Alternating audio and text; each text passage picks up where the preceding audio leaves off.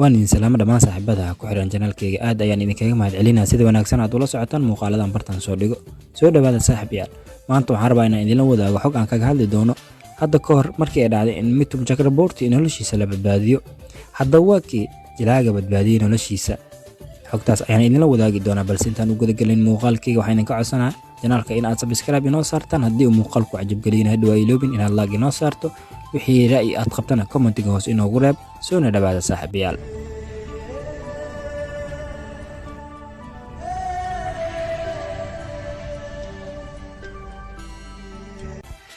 Mitum Chakraborty waxa uu ka mid yahay aktarada loogu jecel yahay taariikhda fanka Hindiya qaasatan shirkadda caanka ee Bollywood-ka waana mid ka mid ah aktarada ugu awoodda badan ee fanka Hindiya soo mara jilaaga Mitum Chakraborty hadda ka hor waxaa soo maray bartamihii deedemeeyadii dhibaato kaga timaada ama cabsi dhanka iyo nin lagu magacaabo Daawud Ibrahim ka oo ka mid ahaa dadjooga maafiyada ee Hindiya ugu awoodda badnaa oo aad looga baqo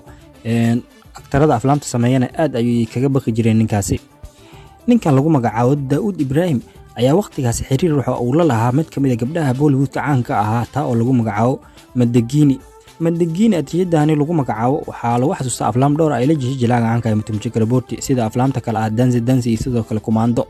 waxaa kaloo lagu xasuustaa ay ka soo muuqata filimkii caanka ah ee Loha ka oo ay la jishay Karan Kapoor ama aktarkii Soomaalida ee dhahan atooraha Ingiriiska ninka lagu magacaabo Daawud Ibrahim ka oo muuqaal eeg oo Soomaalida isleeyihiin ninkan ama uu balaq yahay ama ninka lagu magacaabo Lashmikant Bardi Soomaalida waxay u yaqaanaan balaq inkastoo uu geeriyooday waa ay isku muuqaal egyihiin laakiin Daawud Ibrahim waxa uu ka mid yahay dadka maafiyada ee u awoodda badnaa bartamihii ilaa dhamaadkii sideetameeyadii xitaa sagaashameeyadii aad ayaa looga baqi jiray oo aktarada Bollywood-ka xoog ama waxa uu ku haystay waxyaabaha Soomaalida ee dhahan xaaraan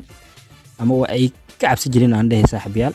alxasil ninka lagu magacaabo Daawud Ibrahim ayaa maqlay in Mitum Chakraborty ninka lagu magacaabo oo isgaagaad ku haya ama xiriir uu leeyahay gabadha uu jecel yahay taa oo lagu magacaabo Mandagini ninkan Daawud Ibrahim ayaana koox burcadkiisa u diray ninka Mitum Chakraborty si ay u qalqalgeliyaan ama ay u cabsi geliyaan kooxda uu diray ninkan lagu magacaabo Daawud Ibrahim jilaaga caanka Mitum Chakraborty ayaa dhowr jeer wacay Mitum Chakraborty una digeen ama ku cabsi geliyeen in ay dili doonaan laakiin Mitum Chakraborty ayaa xiliga u cararay ama aaday ninka lagu magacaabo Sanjay Dutt ka oo ay saaxiibo dhaw ahaayeen si uu uga hadlo ninka lagu magacaabo Daawud Ibrahim jilaaga Sanjay Dutt ayaana kala hadlay kooxdaas iyo sidoo kale ninka lagu magacaabo Daawud Ibrahim ka oo ka dalbaday inay iska cafiyaan ama uu ka leexdo ninka lagu magacaabo Mitum Chakraborty ama iska dhaafaan saaxiibayaal dhanka kale ninka lagu magacaabo Sanjay Dutt ayaana maqlay waxyaabaha ama dhibaatada waxa ay ka dhalatay taas oo ah gabadha lagu magacaabo Mandagini Sanjay Dutt ayaana Mitum Chakraborty ka codsaday inuu ka dheeraado gabadhaasi si uu uga badbaado ninka lagu magacaabo Don ama Daawud Ibrahim aan dhahe alxasil Mitum Chakraborty ayaana markii dambe go'aan ku gaaray inuusan mar dambe la shaqeey doonin atriishada caanka ah ee Mandagini ugu dambeyn ninka lagu magacaabo Daawud Ibrahim iyo kooxdiisaba waxay iskaga hareen wacaga jugleyntii jilaaga caanka ee Mitum Chakraborty Sanjay Dutt ayaana xiliga ama markaas sabab u noqday in Mitum Chakraborty iyo Daawud Ibrahim uu dhaxgalo ama uu kala dhaxgalo saaxiibayaal jilaaga caanka ee Sanjay Dutt iyo Mitum Chakraborty waa laba saaxiibo oo aad iskugu dhow aadna isku qadariyo waqtigan la joogo saaxiibayaal intaas ayaan kusoo gabagabaynaynaa saaxiibayaal xogta yareed aan kaga hadlaynay hadda ka hor markii ay dhacday Mitum Chakraborty noloshiisa la badbaadiyay ama uu badbaadiyo jilaaga caanka ee Sanjay Dutt